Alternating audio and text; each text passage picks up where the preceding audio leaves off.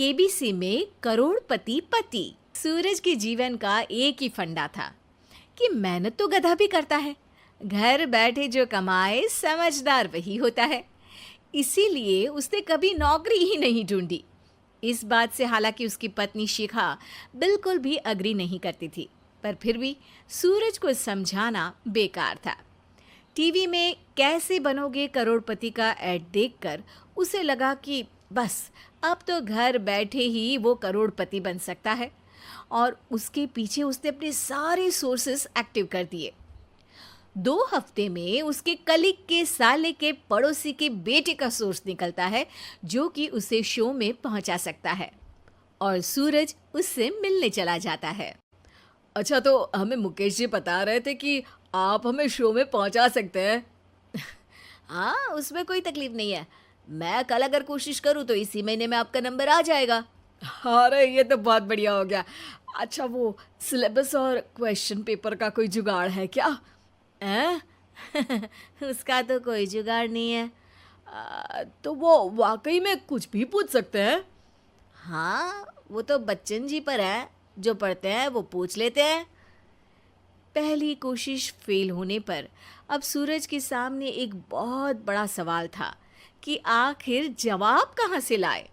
तब शिखा ने एक सजेशन दिया, क्यों ना सूरज अपने चचेरे भाई सुमित से मदद मांगे, जो कि यूपीएससी की तैयारी कर रहा था।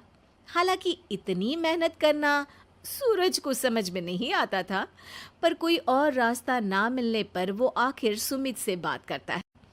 अरे सुमित, हमारा कैसे बनोगे करोड़पति के लिए सिलेक्शन होने वाला है। तुम हमें थोड़े चिट बनाने में मदद करोगे क्या? अरे भैया, चिट बनाए तो सालों हो गए, उसमें हमारा एक्सपर्टीज नहीं है, बल्कि आप बोलो तो हम आपकी पढ़ने में ज़रूर मदद कर सकते हैं। हट, कैसी अनाप शराब बातें कर रहा है तू। सूरज ने सुमित को मना तो कर दिया था, पर तैयारी करने के सिवाय कोई चारा उसे दिख भी नहीं रहा था। खासकर जब 12 के पेपर लीक करने के एक्सपर्ट शुक्ला जो भी हाथ जोड़ लेते हैं। आखिर सूरज को सुमित के पास जाना ही पड़ा, और उसने सुमित और शिखा से वादा किया कि वो बहुत मेहनत करेगा। 1 महीने की तैयारी के बाद फाइनल हुआ कि शो से 1 हफ्ते पहले एक ट्रायल खेला जाएगा, जहां पर सारे रिश्तेदार ऑडियंस की जगह पर होंगे और शिखा सवाल पूछेगी। दूर दराज से भी रिश्तेदार आकर हाजिर हो गए देखने कि आखिर कैसे बनेगा सुमित करोड़पति। सब कुछ सेट था, और इतने में सूरज आकर अपना स्पीच देता है।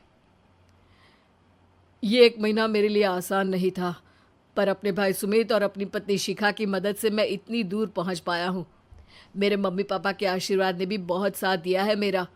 मैं उम्मीद करता हूँ कि आज के शो में आप लोगों को बहुत मज़ा आएगा। साक्षी पहला सवाल पूछती है और पूरे कमरे में सन्नाटा छा जाता है। इंडिया में कितने स्टेट्स हैं? 3, सॉलिड, लिक्विड और गैस। अरे रुकिए, तो ऑप्शंस तो देने दीजिए। इतने में 5वीं कक्षा का चिंटू बोल उठता है। अरे क्या मामा, आप तो पहले सवाल पर ही आउट हो गए। अरे बेटा, पहला सवाल तो ट्रायल होता है ना। अरे तुम अब देखना। देखने जैसी बात तो थी ही। सूरज को इतना शांत किसी ने नहीं देखा था। कभी कभी तो लगता था मानो सूरज आंख खोलकर ही सो गया हो। मामा जल्दी करो प्लीज, कल सुबह पनवेल भी तो निकलना है। अरे हट, कंसंट्रेट करने दे मुझे। 3 सवाल में 3 लाइफलाइन खत्म हो चुकी थी, और अब चौथे सवाल पर भी सूरज का मौन नहीं टूटा। पर सूरज अभी भी हार मानने को तैयार नहीं था। उधर हर कोई सूरज को छोड़ सुमित को देख रहे थे। आखिर सुमित ने ही तो पढ़ाया था सूरज को।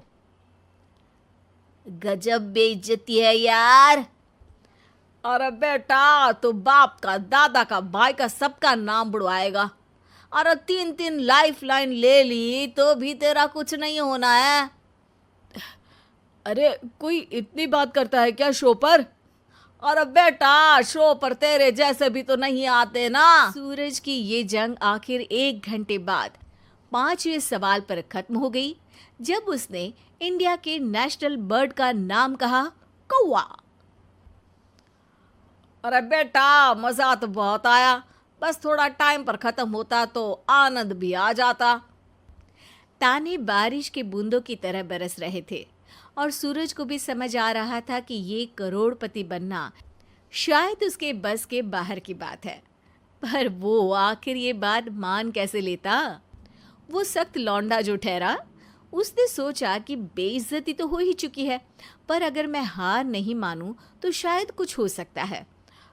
शिखा, तुम देखना, असली शो में आग लगा दूंगा, आग। करोड़पति बनूंगा मैं। हाँ, सब्जियां खत्म हो गई है घर पे, ले आओ। पहले पति बन जाओ, फिर करोड़पति बनना। अरे गजब बेइज्जती है यार। बेटा, अभी तो घर पर ही हुई है, 1 हफ्ते में तो तुम देश के सामने करवा कर आओगे। वैसे जब टीवी पर जाओ ना, तो बस अपने मम्मी का ही नाम लेना, ठीक है? कोई पूछे तो बोलना कि पापा नहीं है मेरे। अरे पढ़ाई की, पेपर निकलवाए, इतने सारे लोगों को खाना खिलवाया, क्या फर्क पड़ा? इसीलिए मैं कहता हूँ कि मेहनत तो गधा भी करता है, घर बैठे जो कमाए वही सिकंदर। लेकिन मामा, गधे भी जानते हैं कि हमारा राष्ट्रीय पक्षी मोर है।